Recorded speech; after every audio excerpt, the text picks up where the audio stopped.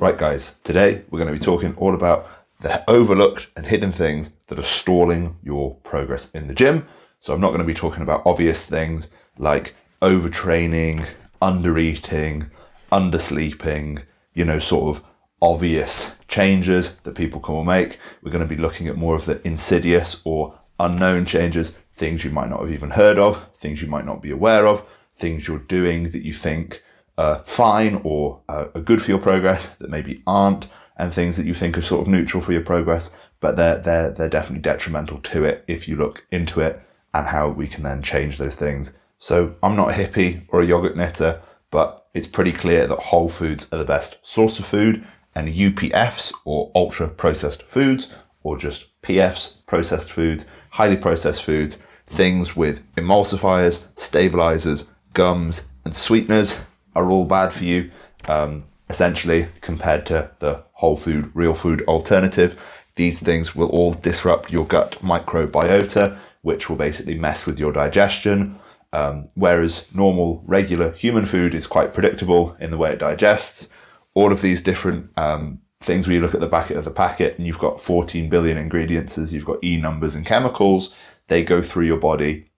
They disrupt your gut's microbiota, your microbiome, the rate of digestion, the speed of digestion. These things are all very different to what the actual whole food equivalent would be. So you might have some food that goes straight through your system really quickly, big spike in energy, big crash down, and you're straight away hungry afterwards. It's not filled you up at all. It's got fructose in it, these sort of fruit sugars that will then be there to increase the amount you'll eat without getting hungry. It will have saturated fats in it, so you can eat more of it without getting full. It's all these little tactics that they throw in to make things sort of very tasty, but not very filling, long shelf life, cheap to make, cut some corners, and then you end up with food that will give you digestive issues, obviously problems with your stool. It will give you problems with your blood sugars because it will ruin your insulin sensitivity. It will go up. It will come straight down. You'll still be hungry. So it will probably lead most people into overeating because they'll eat food. They'll get all the calories they need in, but they won't be satiated at all. So that's a pretty bad thing. Fast spike, fast crash isn't going to be helpful. Unknowingly, it's going to put you in a calorie surplus essentially, because you'll feel really hungry all the time from eating these foods. But the worst thing about them is definitely all of these additives that our body then doesn't really like, our gut doesn't really like, our intestines, microbiomes, all of these things, they fight against it. You will notice your bathroom, your toilet, the way you feel, it's just not the right sort of energy for us. So if you're looking at eating things and you look at the back of the packet and it's not all made of whole foods and real foods, you might need to look at switching to the alternative of that and start getting away from sort of your ultra processed foods, like your fast foods, your junk foods, your pre-made ready meal foods, where it's full of these emulsifiers, stabilizers, gums, and artificial sweeteners that all wreak havoc on your digestion.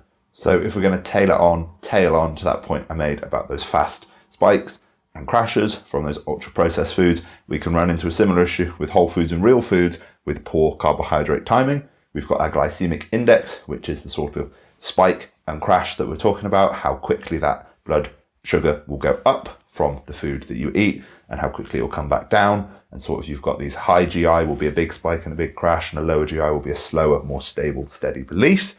So having lower, slower foods pre-workout will obviously leave you feeling sluggish because the energy is not in your system, but the food is in your belly. Having high GI foods outside of that peri-workout window, pre, post, or intra, will lead you to have energy crashes throughout the day.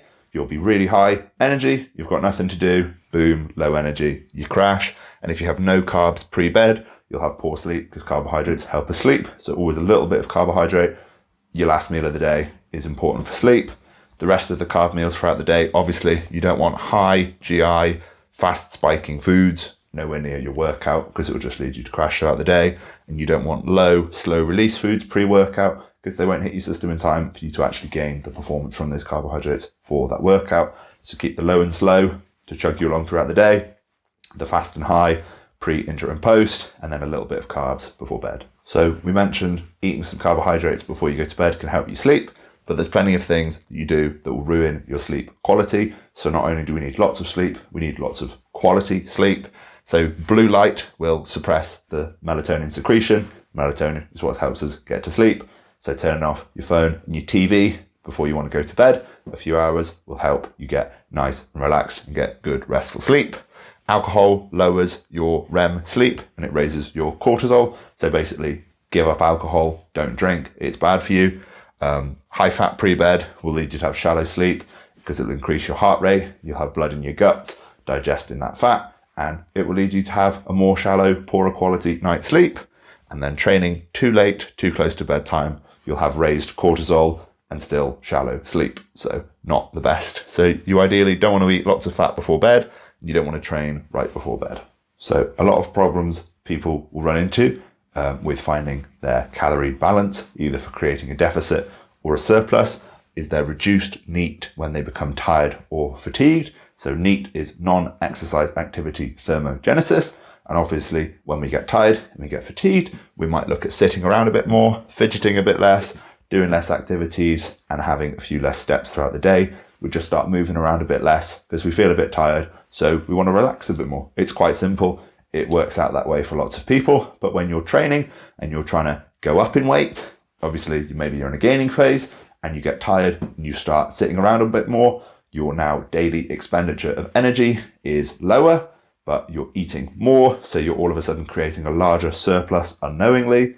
Same way if you're cutting, you get tired, you start sitting around a bit more, your expenditure is lower, therefore the deficit you're creating is smaller. So in both cases, it can make cutting harder and it can make bulking put you on too much weight too quickly. So you need to keep active, you need to keep your steps up, you need to keep your NEAT, non-exercise activity thermogenesis up, regardless of what stage you're in. You can't let cardio drop off, steps drop off, whatever it may be, because you feel tired. You need to keep it going consistently. You can't let that drift down over time. Go from maybe doing 10,000 steps a day, and then a few months later, you're only doing 9, and a few months later, you're only doing 8. It doesn't work like that, because that will gradually create a difference in that deficit or that surplus that you're not tracking, that you're not in control of. So you need to stay on top of that. Another big problem we'll run into is having elevated cortisol levels throughout the day. This is going to hinder our performance, make us feel a lot worse. And there's a lot of things that will contribute towards this stress in our life, but there's some easy things we can do to change to eliminate some of that stress. So too much caffeine, obviously having energy drinks all throughout the day, pre-workouts, coffees, that sort of thing isn't going to be very beneficial. I'd recommend you cut out caffeine altogether. If you're in a gaining phase, you don't need it. You've got all your energy coming from your food. And if you're in a cutting phase and you really need caffeine to maybe lock you in for a workout or two, then just a cup of coffee, nothing more than that. You don't really need energy drinks or pre-workouts. That's too much. You should have energy from food. The fact you've got proper sleep and the fact you're doing everything else right means you shouldn't really need a supplement for energy. Overworking, we can come on to that, but essentially just overdoing it basically outside of the gym is going to elevate your cortisol and hinder your performance. I mean, it's pretty obvious. Doom scrolling, just being on your phone all the time, negative news, negativity sells. Obviously that's going to lead to some stress, some anxiety, so maybe just throw that away. Undereating early in the day, so sort of like skipping breakfast or having like a very small breakfast and then a very small meal after that, and then eating later in the day is going to lead you to be hungrier throughout the morning. Elevated cortisol is not the best for you. You'd rather have your meals evenly spaced out, really, ideally. And then inconsistent wake up and sleep times. So waking up at sometime in the afternoon one day, early in the morning the next day, doing night shifts, graveyard shifts, these sorts of things where you've got a very inconsistent sleep schedule or pattern of sleeping is not going to be the best for your cortisol levels, because when you wake up, that's when those levels spike. And if your body is ready for those levels to spike and then they come in at a different time, all of a sudden your cortisol's up expectedly and then up unexpectedly, and you sort of go all over the place. So it's just not the best for your stress. You need really to go to bed at the same time every night and wake up at the same time every day in the morning. It's not always possible with work. If you do work 3 on 3 off, night shifts, that sort of thing, at least be as consistent you can be with that schedule. And if you don't have a schedule like that, build an actual proper sleep schedule where you go to bed at the same time and wake up at the same time to have a reduction in your cortisol and more stable, balanced, easy, followable, consistent program in your day-to-day life. So another important thing is hydration, the amount we drink, and electrolytes, our sodium, magnesium, and potassium that will help us get that water, that fluid into our body to be properly hydrated. We need carbohydrates, we need sugars to be hydrated. It's sort of a one in and of the same. So we do need to eat food, we need to get drink, we do need to get electrolytes in. We can get potassium from lots of our fruits and vegetables. Sodium we can get from salt. Magnesium, same thing, fruits and vegetables. And caffeine will obviously be a bit of a diuretic effect. It will make us need the loo more. And that renal loss will dry us out. It will mean we are excreting those electrolytes. So we will need to eat more of them, consume more of them if we're having caffeinated beverages. Higher training, more sweat. So if you're doing cardio or you're sweating in the gym and lifting, you'll be sweating out these electrolytes. So you'll need more of them in your system yet again. And then sort of things like a high sugar diet will lead to problems with that balance as well in terms of the magnesium excretion from a high sugar diet. So you need to keep on top of them because there's lots of different ways. Our training, our mood, sort of the amount we sweat, the amount we move, the amount we drink, the amount we go to the toilet is going to change the balance of these electrolytes. So you need to make sure you're getting on top of those consumptions. First of all, look at eating your fruits, your vegetables and your real food. Track those, chronometer your apps, see if you're ticking all those boxes for all of those electrolytes. If you're not, then look at getting a supplement for those electrolytes and maybe putting a bit of extra salt on your food pre, intra and post workout to keep on top of that excretion through sweat or renal loss. So final point of the video is going to be an inconsistent routine, training at different times of the day, throughout the week, throughout the month, all the time, eating different foods, different times, training different times, working different times, waking up different times, whatever it may be. It's going to lead to random cortisol spikes and peaks throughout the day as you wake up through different times, train at different times. It's going to dysregulate your appetite. You might be hungry at different times of the day when you're not really supposed to be eating. You might be absolutely full right before you need to eat a big meal.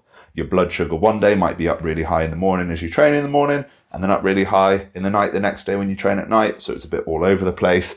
And that means your performance is going to vary. One day you might be training on a fresh set of legs, really good to go. The next time you go to train that same session, you're doing it at a different time, through a different schedule, you're more tired, so it's really hard to gauge your progress because it's not comparing apples to apples. You've got one leg day where you trained and you were really fresh first thing Monday morning, and then the next time that Monday comes around, your leg day is after a long day at work, last thing at night, and it becomes a really hard sort of, did I progress, or was I just more tired? Or last time my session was really hard to do because I was really tired, this time it was really easy, so have I made progress, or have I just been in a more optimal state to perform? So those sorts of things make gauging progress really difficult. So as best as we can, with the schedule we've got, we need to work around it, work with it, so that we're always training in our most optimal conditions, before work ideally, lots of food in our stomach ideally, with lots of sleep behind us ideally if we can. So I hope those were just a few little tidbits that you can take away and work on that you've maybe been overlooking, not the big obvious ones like overtraining and under eating. So thank you guys for watching. I'd like to ask if you could subscribe, like, comment, share the video, ring the little bell so you don't miss. I'm trying to get up to 500 subscribers before the end of the year, and we do a little 500 subscriber special to celebrate where I'll be eating 500 grams of carbohydrates pre-workout. I'll record the whole thing. You can see me eat a load of food and lift a load of weight. So if you're looking forward to that, don't forget to subscribe, and I'll see you all in the next video. So take care.